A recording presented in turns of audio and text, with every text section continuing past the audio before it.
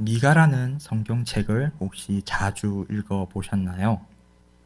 사실 이 질문은 저에게 해당되는 질문입니다. 신학생이 되기 전에 뒤에 있는 미가서를 비롯하여 12개의 소선지서들을 사실 많이 읽지는 않았습니다. 제가 아는 얘기는 요나, 호세아서 정도가 제가 좀 아는 성경이었고, 그 외에 다른 성경들은 사실 좀 문외한에 가까웠던 저의 예전의 모습을 바라보게 됩니다. 그래서 이 책들이 사실 많이 낯설고 그런 면이 있었습니다. 그런데 이 미가서를 준비하면서 여러 가지 것들을 찾아보고 공부하고 또 기도하며 바라보니, 옛날에는 유대인들이 옛날에는 이 종이로 된 책이 없을 때에 하나님께서는 두루마기로 이 성경책을 기록하게 하셨습니다. 그래서 유대인들은 둥근 이 두루마기를 크게 펼쳐서 책을 읽기도 하였습니다. 그런데 이 12선지서, 호세아부터 시작하여서 요나서, 미가, 요엘, 끝에 말라기까지 이 12개의 작은 선지서들을 하나의 두루마기에 기록하여서 한 권으로 읽는 그런 유대적인 전통이 있었다는 것을 알게 되었습니다. 또 이를 뒷받침하는 것이 벤 시락의 지에서 탈무드 같은 예전 고문서들 같은 경우에도 이 12개의 소전시서들을 하나의 묶음으로 바라보는 시각을 발견할 수 있습니다. 또한 유대 역사자 요세푸스나 혹은 초대교부 오리겐도 동일하게 12개의 작은 이 소선지서들을 하나의 묶음으로 또 하나의 책으로 바라보는 경향을 또한 우리가 살펴볼 수 있었습니다. 그래서 이 12소선지서에서는 호세아가 먼저 등장하는데, 호세아서에서는 음란한 여자와의 결혼이라는 이야기를 통하여 하나님과 이스라엘의 관계를 말합니다.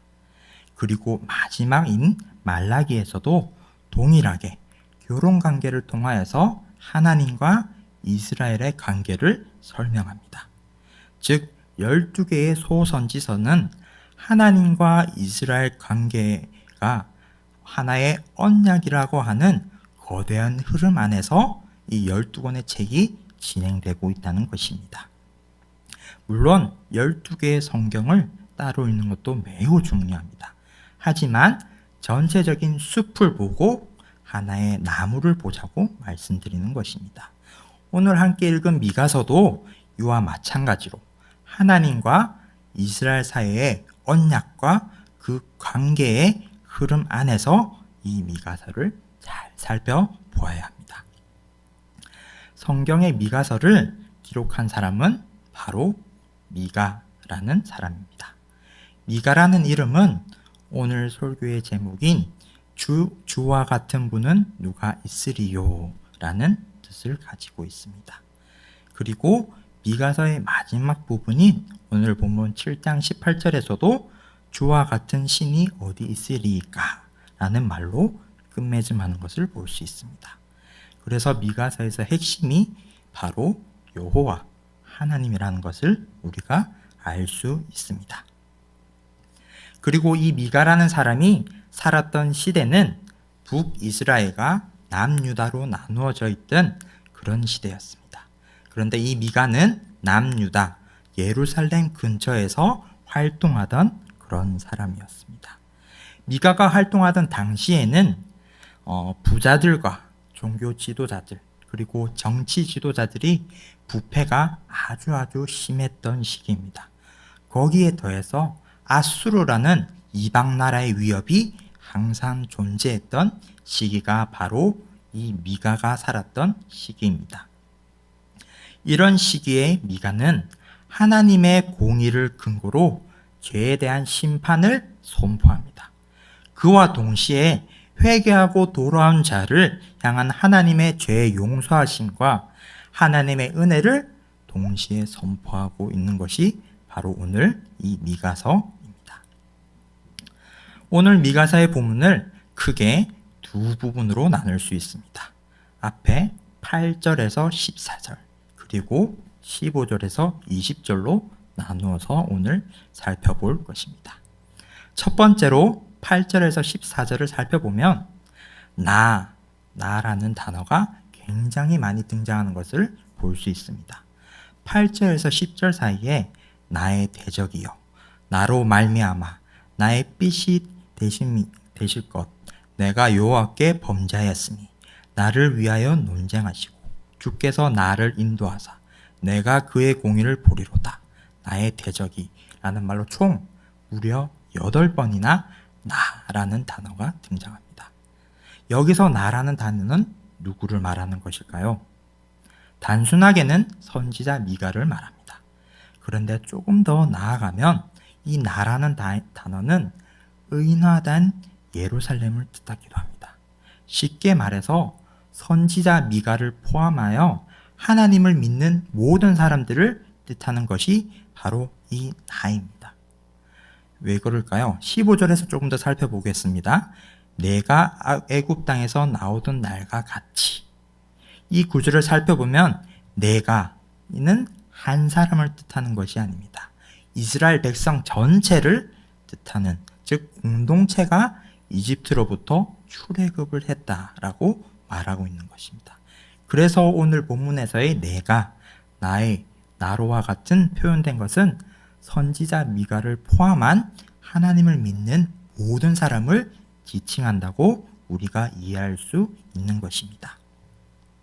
다시 8절로 돌아와서 나는 엎드러질지라도 일어날 것이요 라는 구절을 볼 수 있습니다. 그리고 10절에서도 그가 거리에 진흙같이 밟히리니 라는 구절이 등장합니다. 이러한 표현들을 통하여서 극명한 대조가 있음을 우리가 알 수 있습니다. 하나님을 믿는 자로 대변되는 선지자 미가와 믿는 사람들, 그리고 이를 핍박하고 대적하는 사람들로 이렇게 둘로 극명하게 대조를 이루고 있는 것입니다. 그런데 8절과 10절에서 지속적으로 미가 선지자는 하나님을 믿는 자들이 때로는 엎드러질지라도 다시 이 대적자를 딛고 일어서는 역전이 일어날 것이라고 말씀하고 있습니다. 즉 하나님을 믿는 자는 일어나고 이를 핍박하고 짓밟는 자는 다시 하나님의 은혜에서 짓밟히는 이유는 무엇일까요? 물론 하나님을 믿는 자에게 우리에게도 동일하게 고난과 시련이 찾아옵니다. 8절에서 믿는 자는 엎드려져 있고 어두운 데 있다라는 말이 계속해서 등장함을 볼 수 있습니다. 이러한 고난과 어려움은 믿는 자에게도 어김없이 찾아옵니다. 9절 말씀을 우리가 함께 읽어보도록 하겠습니다. 시작. 내가 여호와께 범죄하였으니 그의 진노를 당하려니와 마침내 주께서 나를 위하여 논쟁하시고 심판하시며 주께서 나를 인도하사 광명에 이르게 하시리니 내가 그의 공의를 보리로다. 9절 앞부분에서 내가 여호와께 범죄하였으니 그의 진노를 당하려니와 라는 표현이 등장합니다. 즉 이러한 표현을 통해서 고난과 어려움이 찾아온 이유를 발견할 수 있습니다. 저와 여러분 모두 하나님을 믿고 이 자리에 나와 있습니다. 하지만 늘 하나님 앞에서 넘어지고 때로는 연약해서 하나님 앞에서 죄를 짓는 죄인입니다. 이 죄로 인해서 하나님을 믿음에도 불구하고 하나님 앞에 죄를 지음으로 충분히 고난과 어려움을 당할 수 있다는 것입니다. 물론 모든 시련이 모든 환난이 우리의 잘못으로 이루어진 것으로 이야기할 수는 없지만 그럼에도 불구하고 우리에게 분명한 사실은 우리에게도 죄가 있다라는 사실입니다. 그런데 이 구절이 더 중요한 것이 아니라 뒤에 보시면 주께서 우리의 삐이 되시며 주께서 우리를 인도하신다라는 표현이 나옵니다. 즉 하나님이 손수 삐이 되시고 우리를 그 하나님의 광명에 초대해 주셔서 하나님의 빛 가운데 거할 수 있는 즉 죄로 인해서 연약하며 넘어지고 고난과 환란이 있을지라도 하나님께서는 그 빛을 비추심으로 우리가 다시 한 번 더 하나님 앞에 나아올 수 있다라고 말하고 있는 것입니다. 어떻게요? 오늘 말씀에서는 우리를 위하여 논쟁하시고 대적자들을 심판하심으로 우리를 이러한 빛 가운데로 인도하신다고 말씀하고 있습니다. 여기서 심판하신다는 말은 원어로 미시파트, 즉 공의를 행하다라고 직역할 수 있습니다. 조금 더 쉽게 말해서 하나님이 의로운 일을 행하신다라고 볼 수 있는 것입니다. 하나님이 우리를 위하여 논쟁하시고 의로움을 행하심으로 우리가 다시 한 번 더 죄의 구렁텅이에서 빠져나와 하나님을 바라볼 수 있다는 것입니다. 그런데 하나님이 의로운 일을 행한다는 뜻이 혹시 무슨 의미일지 아시나요? 하나님을 믿는 자들에게 고난과 어려움이 찾아올지라도 혹여나 우리가 생각만 하더라도 화가 치밀어 오르는 분노하는 자가 있을지라도 우리를 너무나도 괴롭게 하는 자가 있을지라도 하나님은 우리를 위하여 이 어려움과 하나님을 대적하는 자들을 하나님의 의로우심으로 심판하신다는, 징벌하신다는 뜻입니다. 다시 말해서 하나님의 의로우심은 하나님을 믿는 저와 여러분들에게는 고난과 역경, 나아가 괴롭히는 자들로부터 구원하신다는 것입니다. 우리의 어려움과 고난을 하나님의 의로우심으로 우리를 구원하신다는 것을 이 말씀에서 말씀하고 있는 것입니다. 그렇다면 이 의로우신 하나님께서 우리를 구원하시는 이유가 무엇인가요? 구원할 이유가 하등의 이유가 없는데도 우리를 구원하시는 이유가 무엇일까요? 미가서 6장 5절을 함께 읽어보도록 하겠습니다. 미가서 6장 5절입니다. 시작. 내 백성아, 너는 모압 왕 발락이 꾀한 것 같다.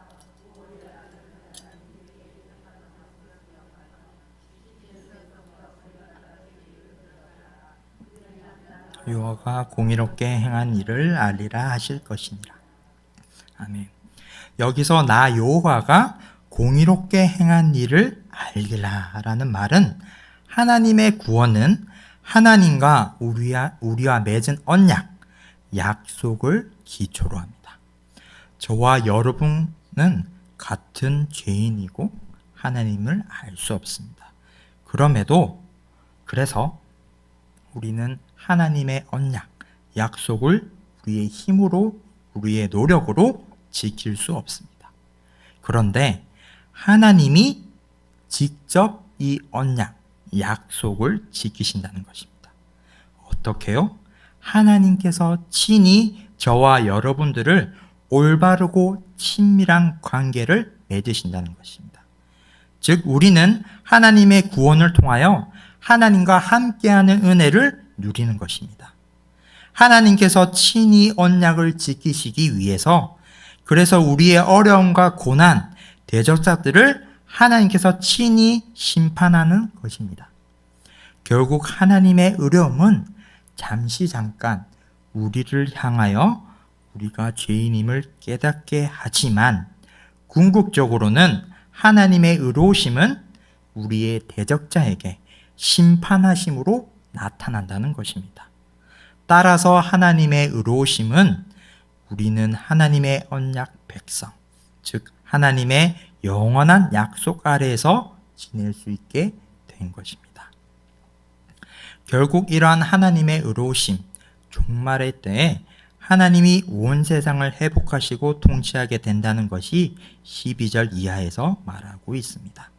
그리고 이어서 선지자 미가는 하나님의 구원을 위해서 기도합니다. 14절이 바로 미가의 기도입니다. 미가는 기도를 통해서 하나님께서 구원하시는 미래의 소망을 붙들고 있습니다. 또한 자신과 함께하는 믿음의 공동체를 위해서 간절하게 기도하고 있습니다. 미가는 어떻게 기도할까요? 14절에서 주의 지팡이로 주의 기업의 양떼를 치소서라고 기도합니다. 여기서 주의 지팡이는 양떼를 치는 목자로서 하나님을 표현합니다. 목자인 신 하나님께서 친히 다스리심으로 하나님의 백성을 보호해 달라고 미가는 간절하게 기도하고 있는 것입니다. 또한 옛날에 이스라엘을 먹이시고 보호하신 그 모든 것들을 기억하셔서 지금도 앞으로도 하나님께서 하나님의 백성을 지켜 보호하여 주시고 먹여 달라고 간절하게 기도하는 것이 바로 오늘의 14절 말씀입니다.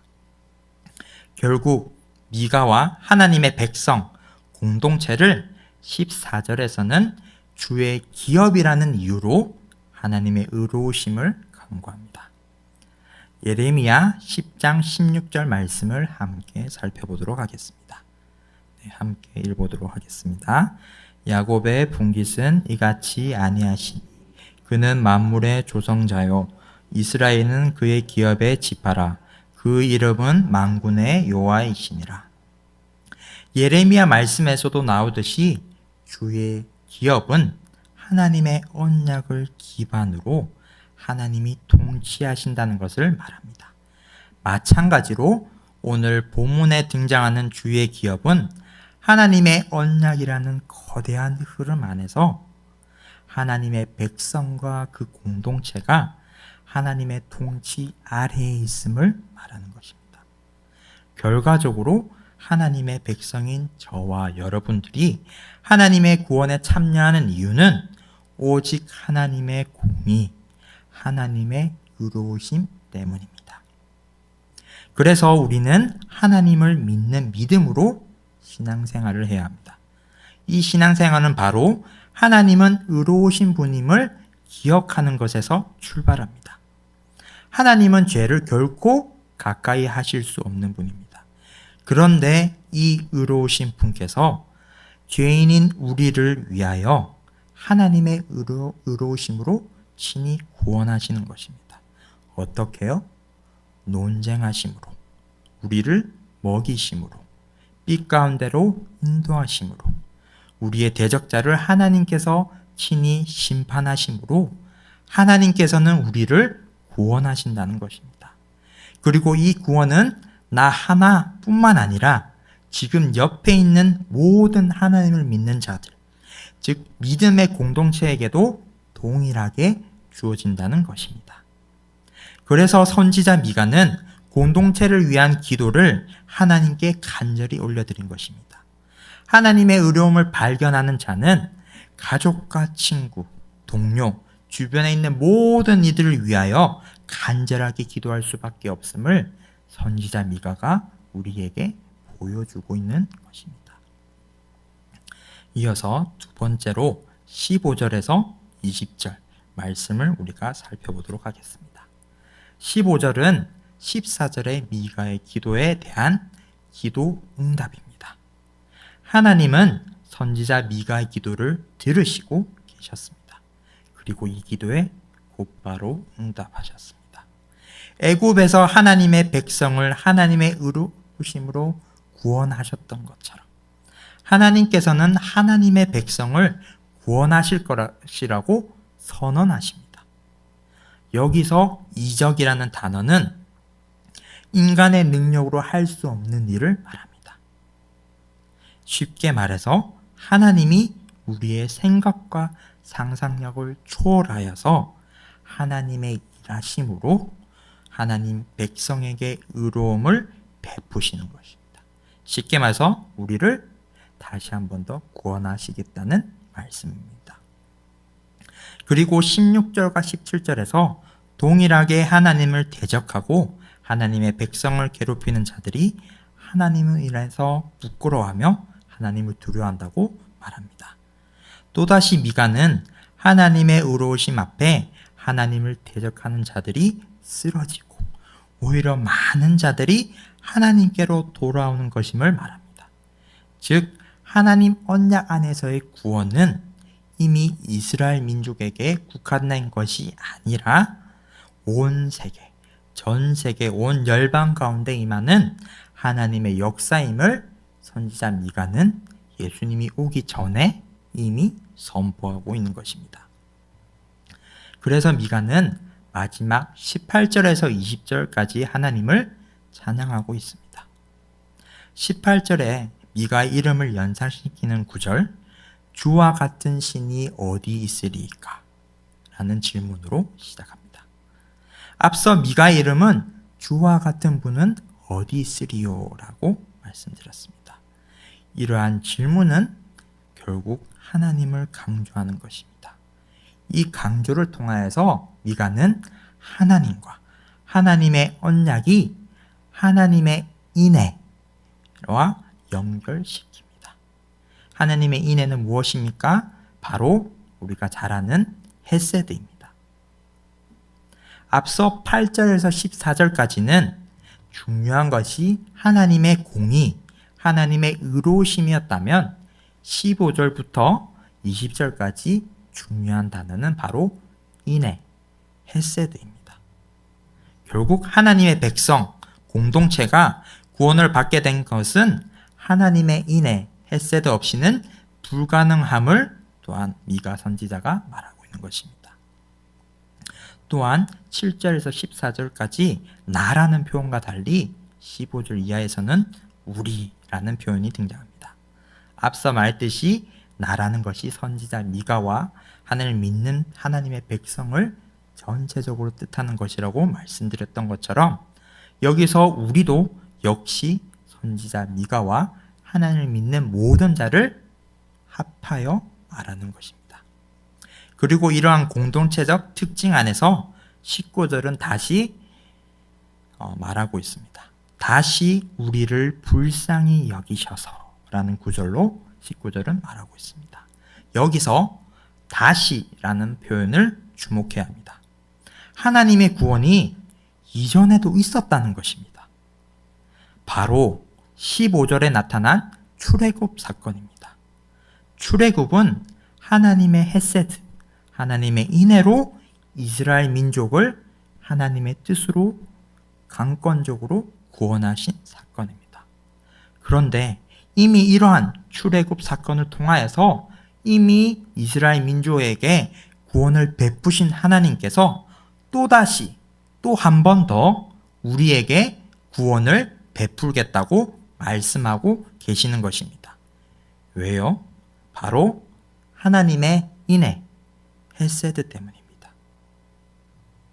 그러면 하나님께서는 어떠한 방식으로 우리를 구원하실까요? 바로 19절을 저희들이 함께 읽어보도록 하겠습니다. 19절입니다. 시작. 다시 우리를 불쌍히 여기셔서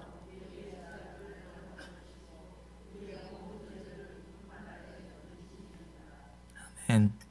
하나님께서는 우리의 죄를 하나님이 주도적으로 강권적으로 우리의 죄를 직접 제거하십니다. 그래서 이 죄 사함을 통하여서 우리를 구원하겠다고 말씀하고 계시는 겁니다. 그리고 20절에서도 옛적에라는 표현을 통하여서 아브라함부터 주신 하나님의 언약들을 우리가 기억하게 합니다. 하나님께서는 충동적으로 계획 없이 우리를 구원하시는 것이 아니라 하나님의 뜻과 계획 아래서 치밀하게 계획적으로 우리를 구원하신다는 것입니다. 그리고 18절에 다시 한 번 더 18절에 돌아가서 주와 같은 신이 어디 있으리까? 라는 질문의 답을 오늘 20절에서 그 해답을 말하고 있습니다. 하나님은 다른 신들, 사람들과 다르게 언약을 성실하게 이행하시며 이를 위해서 인애, 헤세드를 베푼다고 말하고 있는 것입니다. 즉 하나님의 헤세드로 인해서 하나님의 백성, 공동체를 구원하고 죄를 청산하시는 것입니다. 그리고 이 하나님의 헤세드, 인애는 하나님의 또 다른 속성인 성실함과 연결됩니다. 20절을 우리들이 함께 읽어보도록 하겠습니다. 시작. 주께서 옛적에 우리 조상들에게 맹세하신 대로 야곱에게 성실을 베푸시며 아브라함에게 인애를 더하시니라. 아멘. 하나님께서는 성실과 인애로 우리를 구원하십니다. 실제로 예수 그리스도가 이 땅에 오셔서 십자가에서 죽으심으로 하나님의 성실과 인애는 선포되었으며 우리를 향한 하나님의 구원 계획도 이루어졌고 또 이루어져 가고 있습니다. 신약을 넘어와서 요한복음 1장 17절을 제가 한번 알려드리도록 하겠습니다. 요한복음 1장 17절에서는 율법은 모든 모세에서 난 것이지만 은혜와 진리는 예수 그리스도로부터 온 것이라고 말합니다. 즉 미가가 말하는 헤세드와 성실이라는 단어가 요한복음 1장 17절에서는 은혜와 진리라는 단어로 표현되고 연결되고 있는 것입니다. 쉽게 말해서 하나님의 성실과 헤세드는 그 하나님의 언약을 기반으로 지금도 여전히 변함없이 우리에게 베풀고 계신다는 것입니다. 즉 예수 그리스도의 십자가 사건을 통하여서 우리의 죄가 씻김 당하고 또한 부활로 예수 그리스도께서 우리의 죄를 이기심으로 이미 예수 그리스도를 통하여서 온 열방에 하나님의 헤세드와 하나님의 성실하심이 이미 선포되었고 이로 인해서 우리는 구원을 받게 되었다는 것입니다. 그래서 사도 요한은 예수 그리스도가 율법의 목표인 은혜와 진리를 우리에게 직접 베풀어 준다고 말하고 있는 것입니다. 그리고 더 나아가 예수 그리스도 안에서 우리는 예수 그리스도의 헤세드와 성실을 실천하게 될 것이라고 말하고 있습니다. 왜냐하면 예수 그리스도로 인하여 죄는 완전히 청산되었으며 하나님의 헤세드와 성실함으로 우리는 의로운 자로 불리기 때문입니다. 그래서 우리는 하나님의 언약 아래에서 우리의 죄로 인하여 구원 여정에 실패할 수가 없는 것입니다. 하나님이 성실하심과 헤세드를 보여주신 것처럼 우리도 동일하게 성실함과 헤세드를 실천하며 살 수밖에 없다고 사도 요한은 말하고 있는 것입니다. 그리고 미가는 다시 미가서로 돌아와서 미가는 계속해서 하나님과 같이 인애와 헤세드를 실천하고 성실한 분은 어디에도 없다고 말합니다. 하나님만이 헤세드로 성실하심으로 우리를 구원하실 수 있다고 말합니다. 그래서 우리의 죄로 인한 하나님의 진노는 결국 하나님의 헤세드로 인하여서 사랑으로 바뀐다고 말합니다. 다시 말해서 하나님의 인애, 헤세드로 인하여 우리는 죄사함을 받을 수밖에 없고 구원을 또한 받게 되었습니다. 따라서 선지자 미가가 말하는 신앙생활은 하나님이 보여주신 성실하심과 헤세드를 실천하며 사는 것이 진정한 신앙생활이라고 우리에게 말하는 것입니다. 쉽게 말해서 사랑과 겸손을 실천한 삶을 사는 것이 바로 우리가 실천해야 될 신앙생활인 것입니다. 저에게 있어서 하나님의 의로우심과 헤세드를 경험하게 된 사건이 있습니다. 몇 년 전에 제가 대학교를 다니는 대학생일 때 저는 친할머니를 홀로 모시며 살았습니다. 그런데 우리 친할머니께서는 치매와 당뇨, 고혈압을 가지고 계셨습니다. 부모님께서는 외국에 계셨기 때문에 제가 홀로 할머니를 책임지고 돌봐야 했습니다. 그리고 할머니의 이런 질환으로 인해서 할머니를 정기적으로 병원에 함께 갔으며 때로는 위급한 상황이 발급해서 응급실에 실려가고 또 밤새 할머니와 함께 있었던 시간이 많이 있었습니다. 그리고 어느 날부터 또 할머니의 치매가 또 빠르게 진행되어서 한 번씩 집을 찾지 못해서 경찰서에 자주 갔던 그런 시기도 있었던 것 같습니다. 여기 할머니께서는 거기에 더해서 계단에 미끄러지시면서 뇌출혈까지 오게 되셨고 수술을 하게 되었습니다. 네, 무려 2번이나 수술을 하셨는데, 그래서 이 간병인을 구하기 전까지 저는 이 할머니를 홀로 책임지고 병원에서 24시간 함께 지내면서 간병했던 그런 기억이 있습니다. 그래서 저는 사실 육체적으로나 정신적으로 너무나도 힘들었습니다.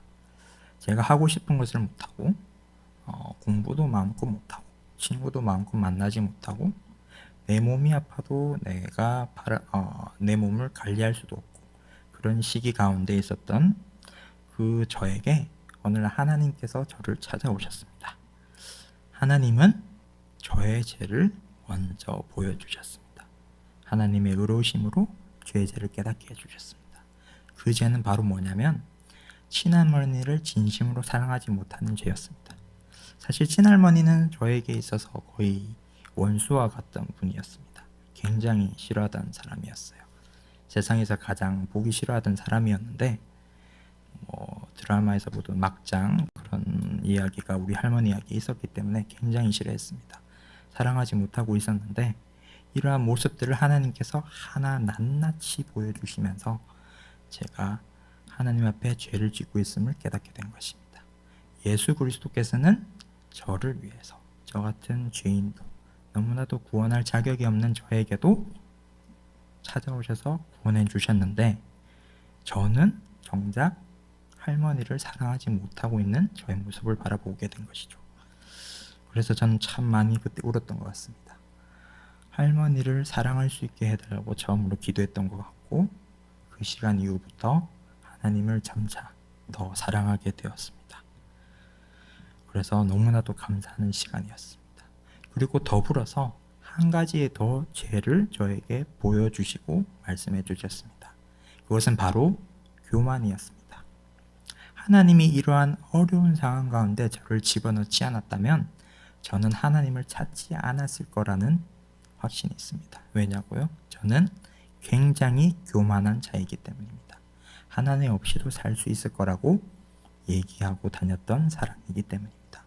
그러나 정작 이러한 어려움 가운데 그 누구도 도와주지 않고 도와줄 수 없는 상황 가운데 홀로 있을 때 하나님께서는 저의 죄를 보여주셨고 제가 얼마나 교만한 자인지 알게 해주셨습니다.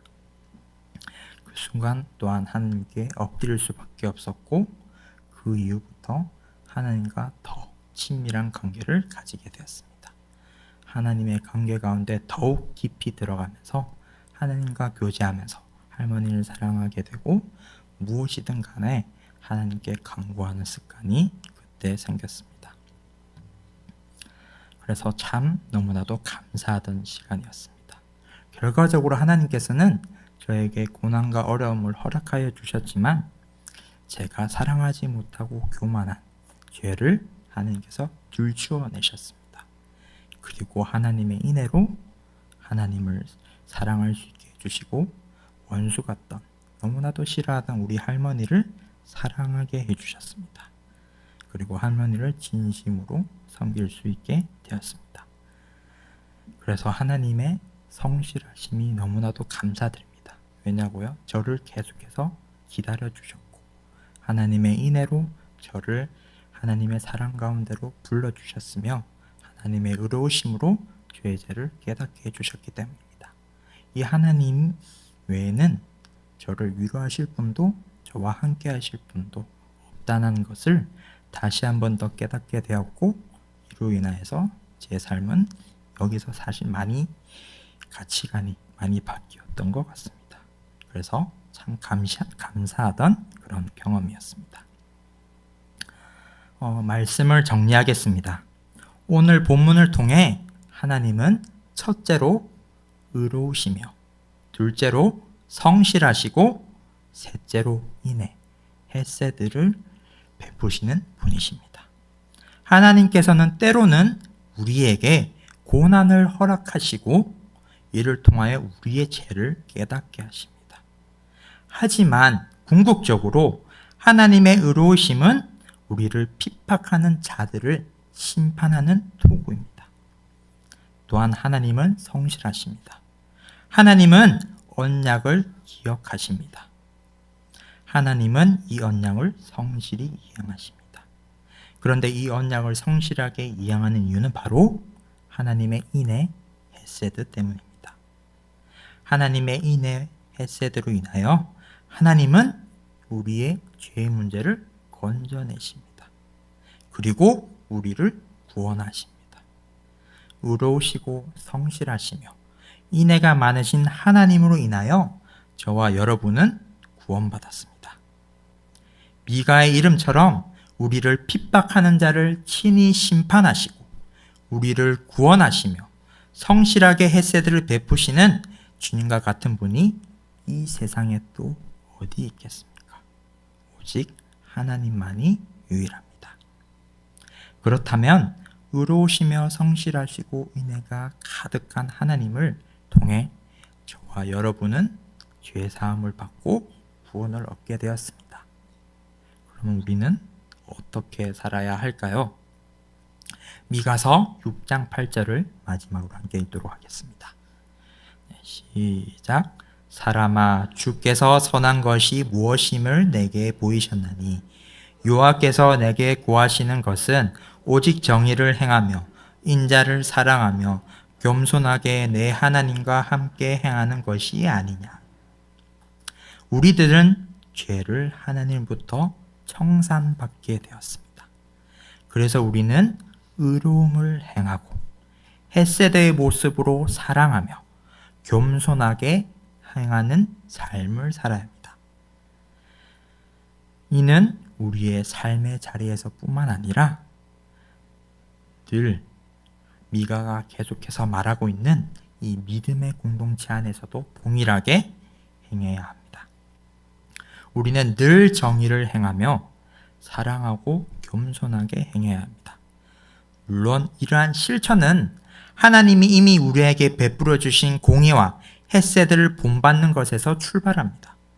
하나님께서 이미 우리의 죄를 용서해 주셨고 하나님이 이미 의로우신가 성실하신가 그리고 인애를 이미 베푸셨기 때문에 우리는 그 하나님을 본받아서 하나님만 따라가면 저절로 정의를 행하고 또 성실하게 또 인애를 베푸면서 사랑과 겸손으로 사람들을 섬기며 보살필 수 있다는 것입니다.